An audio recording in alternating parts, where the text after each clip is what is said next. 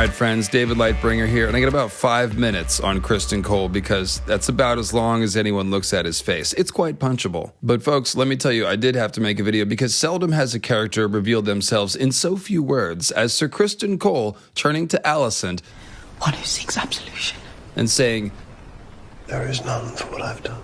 The casual ease with which he said it belies the deep darkness behind those words. After all, the functional purpose of a guilty conscience and the concept of shame is that it calls you to do better, to be better. But Criston, he's weighed down by his guilty conscience far more than by his steel plate armor. And yet, instead of taking even a couple of steps in the right direction of trying to be a better person or atoning for his crimes, he just shrugs his shoulders and gives in to being a bad person. This is a different strain, if you will, of broken human being than, say, Laurie Strong, who is closer to what classical psychology would call a sociopath. And although that term may be outdated, the point is that Laurie's is a person seemingly lacking in empathy for anyone, but who is not really driven by rage so much as malevolence. I would also say that Laurie seems to be amoral as opposed to driven by guilt, which is a morality-based complex. Now, Criston may actually be moving closer to the place that Lord Larys lives in as he's beginning to show some signs of malevolence himself in the way he handled Sir Ark of the Kingsguard. But the core of Criston's brokenness is this guilt and sense of unworthiness, and it's important to realize that that's been followed up by a lazy sort of self-indulgence where he has, again, given up on trying to do better. It's almost like Criston feels sorry for himself, even while blaming himself, in that he's sinned so much that he's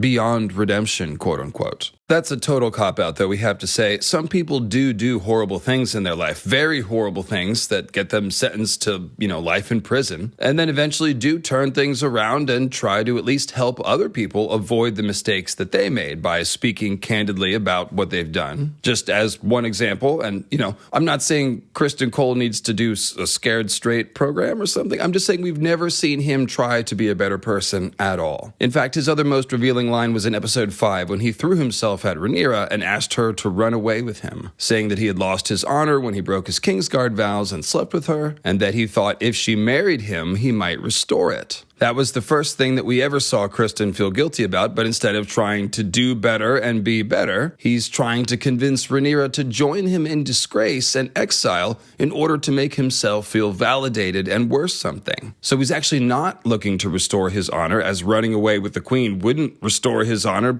but it would restore his self-worth if Rhaenyra loved him. Of course, Rhaenyra herself would be, again, joining him in disgrace to do this, so it's unbelievably selfish, and that's why I say it revealed a lot about him. Criston Cole has just never had a sense of, I messed up, I better do something to atone for it and take accountability. That entire process is just nowhere to be found here. So now fast forward to episode 2 where we find Criston more racked by guilt than ever, standing like a hollow suit of armor in the doorway of Helena's room and observing the servants taking apart the bed of poor little Jaehaerys, blood-soaked mattress and all. You definitely don't feel sorry for him in that moment. I mean, quite the opposite. He's got a very punchable face. But the weight of his shame and guilt is intensely palpable through the screen. And what does he do in response? Does he break off his affair with Alicent? Does he try to be a better Lord Commander of the Kingsguard? Are we all laughing together at these ideas? Because no, of course, he doesn't do any of those things. Instead, he commits his most dishonorable act as Lord Commander yet, sending Sir Ark to Dragonstone, with Sir Ark rightly calling out the dishonorable nature of the mission. So once again, instead of atoning himself, he's dragging other people into dishonor. Then he does that very same thing to Alicent. He tries to drag her down into the same disgraceful, hopeless headspace that he lives in. Alicent herself has been seeking absolution desperately all episode and finding none. So it's almost like at the end of the episode, she's choosing to join Criston in just giving in to doing the wicked thing and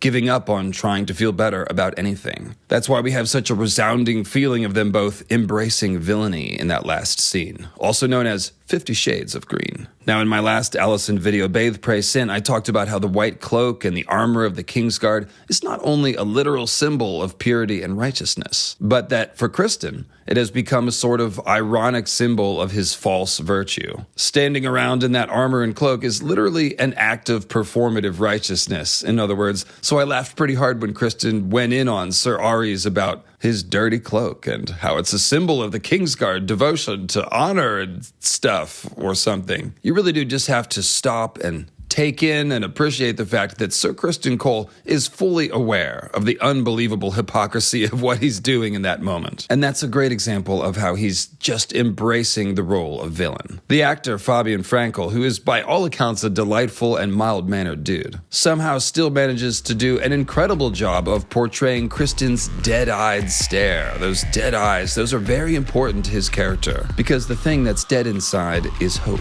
And that is a very dangerous man indeed. There's nothing left now but violence.